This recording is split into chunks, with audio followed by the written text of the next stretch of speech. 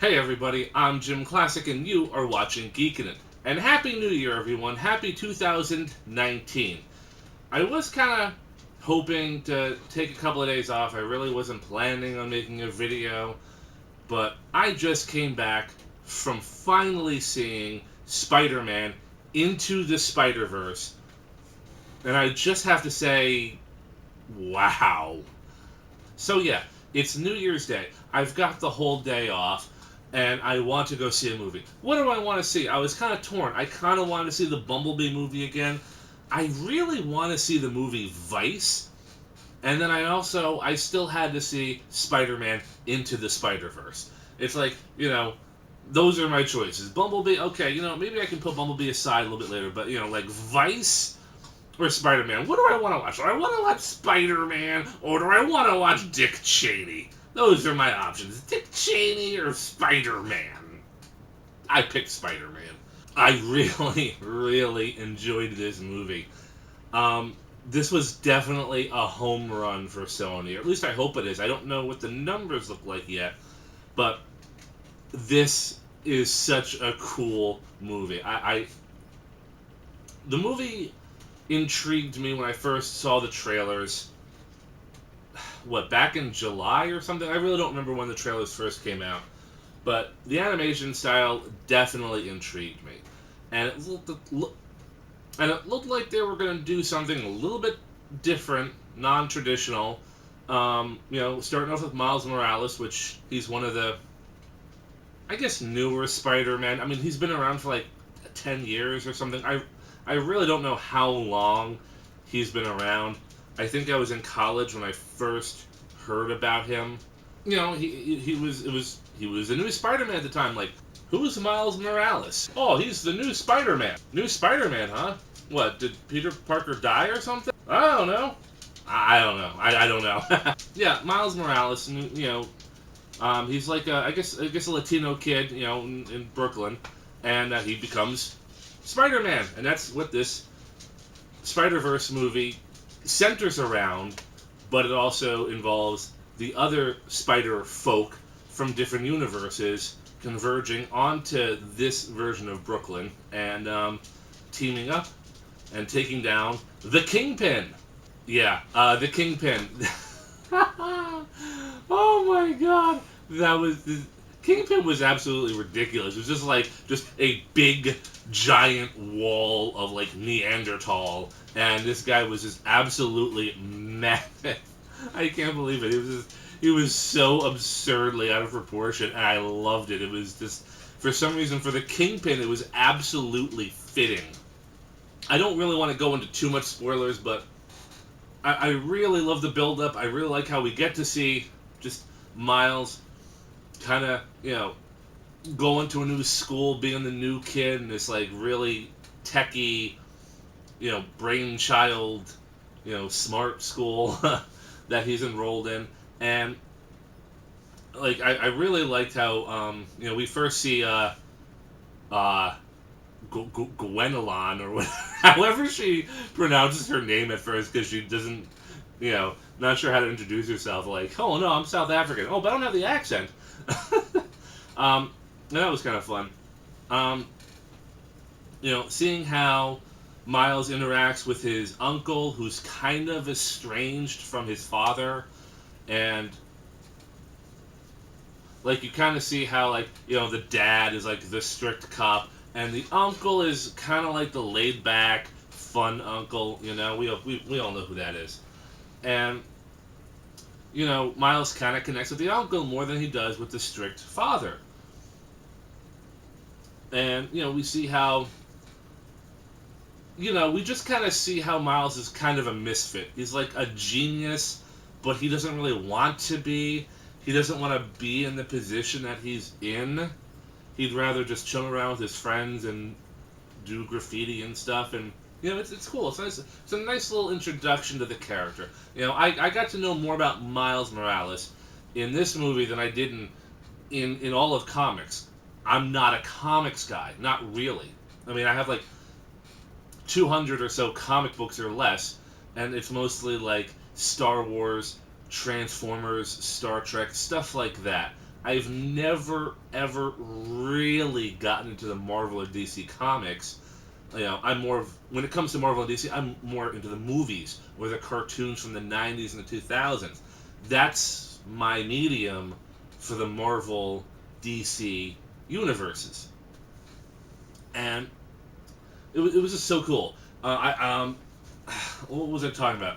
I was talking about the Kingpin, um, the Super Collider. When Miles gets bitten and he's just discovering what's going on. Like in this universe, Spider-Man's already established. Like they would do with anything in real life. They've already made like real life stories of these characters, and like you see real life adventures of Spider-Man comics in Miles' room. Like he definitely idolizes Spider-Man, and then he becomes Spider-Man. It's kind of like a surreal moment for him because he gets these abilities from the spider bite, and he doesn't want it. He's scared. And it was, oh my god, so fucking cool. Just seeing the Super Collider, the fight, like you see Miles in the background fighting the fighting. I don't know who this guy was, like Night Stalker, Night Prowler.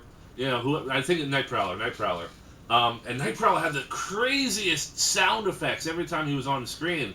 It was just like when you hear like a dramatic point in a movie trailer, like wow, wow, wow. Like there's some like really just unsettling like foghorn effect or something every time he was on screen. And this guy looked pretty cool. I'm not familiar with Night Prowler. I'm not sure if he's an established character or he was made for the movie. I just don't know much about him. But, I mean, pretty badass. And he was going toe-to-toe with Spider-Man. And, well, the story goes on. We get to see how Miles is coping with the aftermath of that first battle.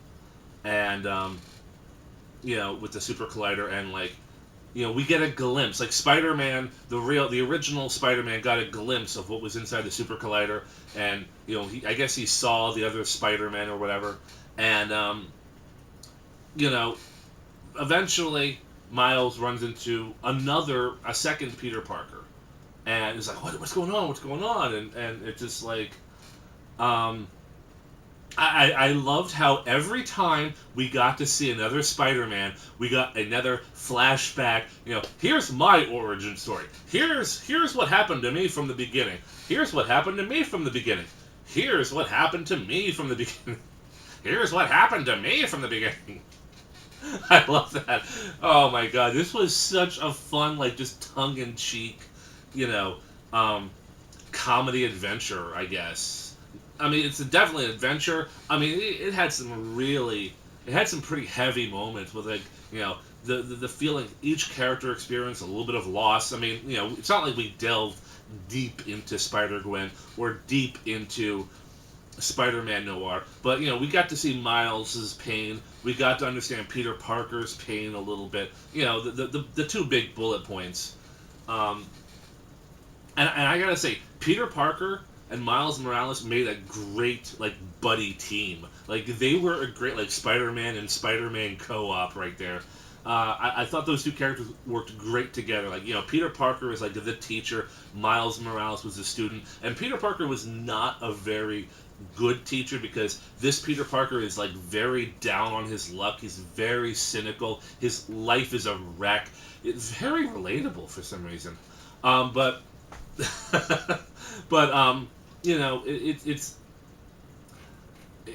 was such a good dichotomy, like just the teacher who's an absolute failure and the student who's he's not as starry-eyed as he was, but he wants to learn. He's eager to learn, and it was just so fun watching them break into the Kingpin's like laboratory, and like Miles discovers that his power, he can turn invisible, and it's like, okay, you turn invisible, I'm gonna put the moves on this chick doctor, and it turns out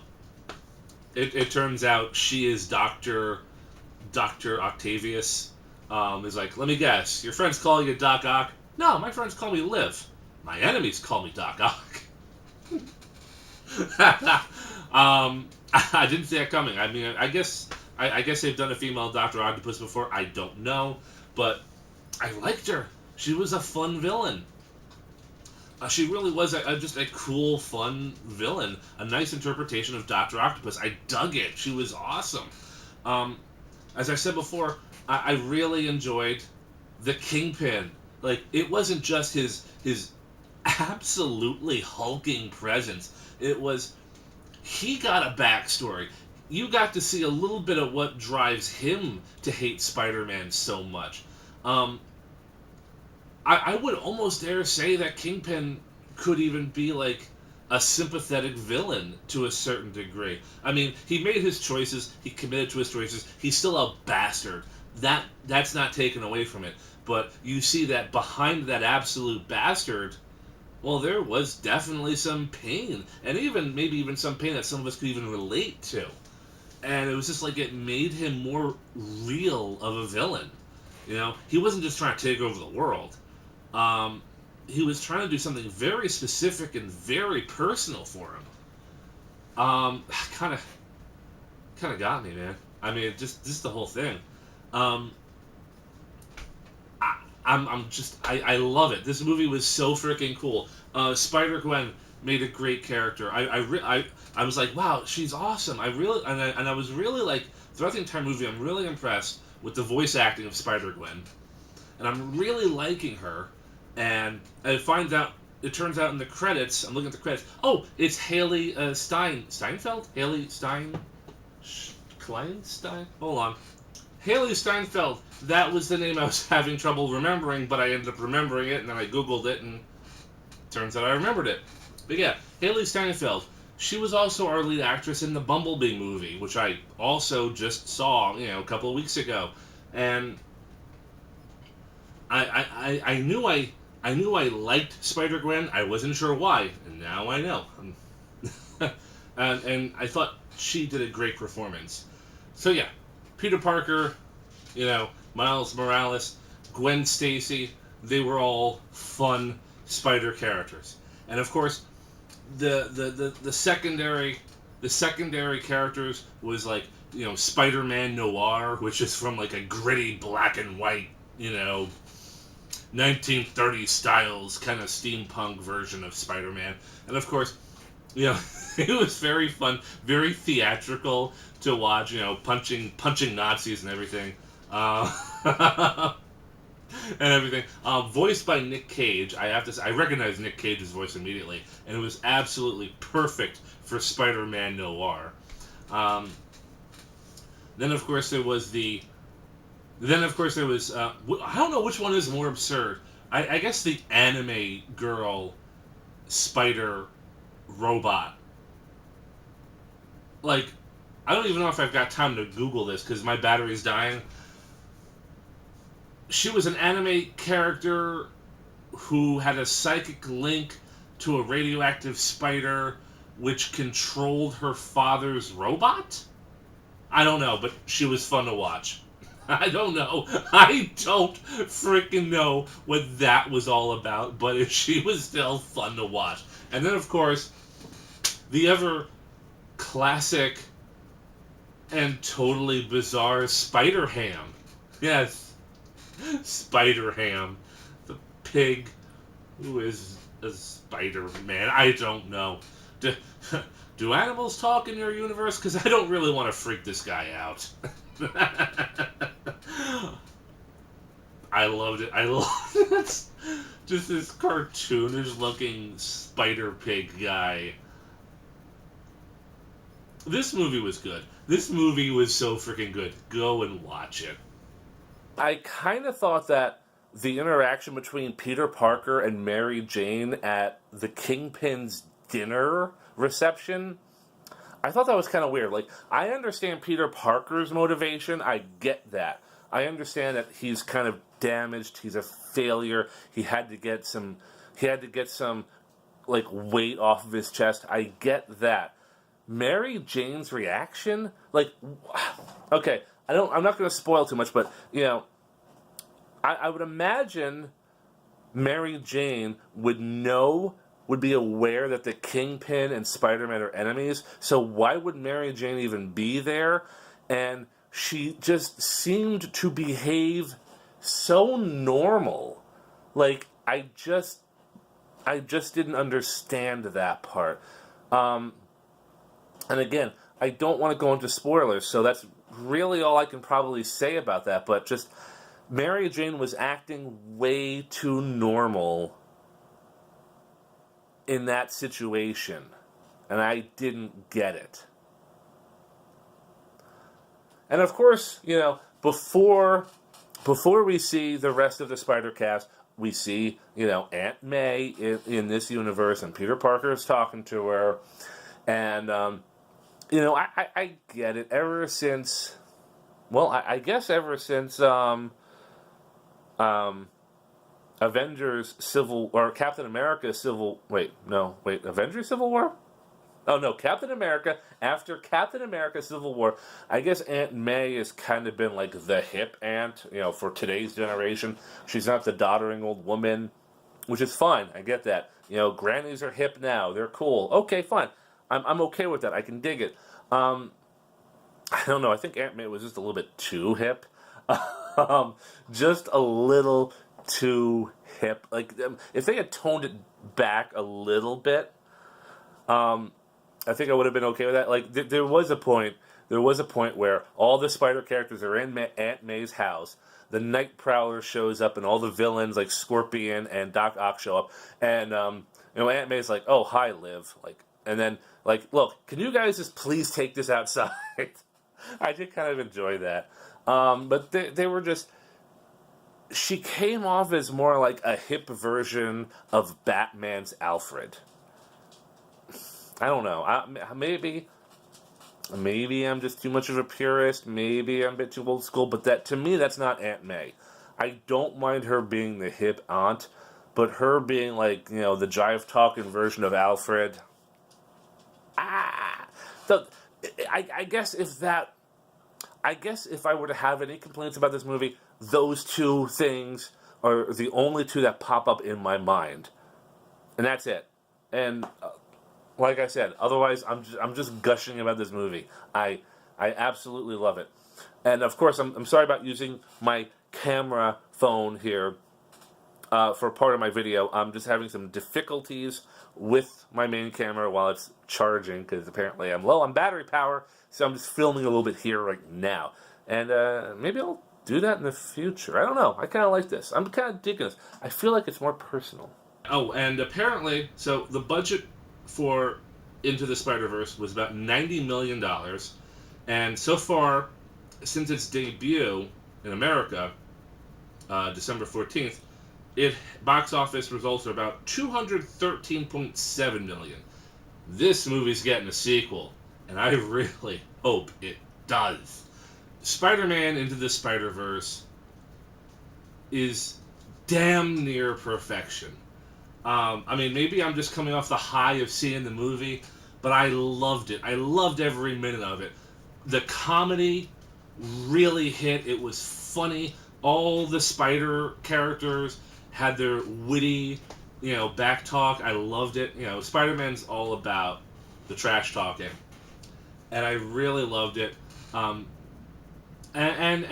definitely in some places the feels kind of got to you too. Like, you know, some of the, like I said, some of the personal pain and tragedy that some of the Spider characters have gone through. It really did a good job at hitting those points too. And like I said, I even felt bad for the Kingpin at one point. The Kingpin, hell, I even felt sympathy for the Night Prowler character, okay? I mean, when you can feel some sympathy for the villain, you've got yourself a compelling villain. You've got a good story. Into the Spider-Verse was a good, great, fantastic movie. I'm only sorry it took me like 3 weeks to get around to watching it. I'm definitely buying it on DVD, and you should go to the theaters now to check it out. And please do. Please just go to the theaters right now and check it out. It's fantastic. It's a great movie. I'm definitely buying it. I'm really looking forward to there being a sequel. There should be a sequel to this. Um, if they can keep up this intensity and this awesomeness, please make a sequel. All right. I think that's all I can say about that. I'm Jim Classic, and you've been watching Geekin' It.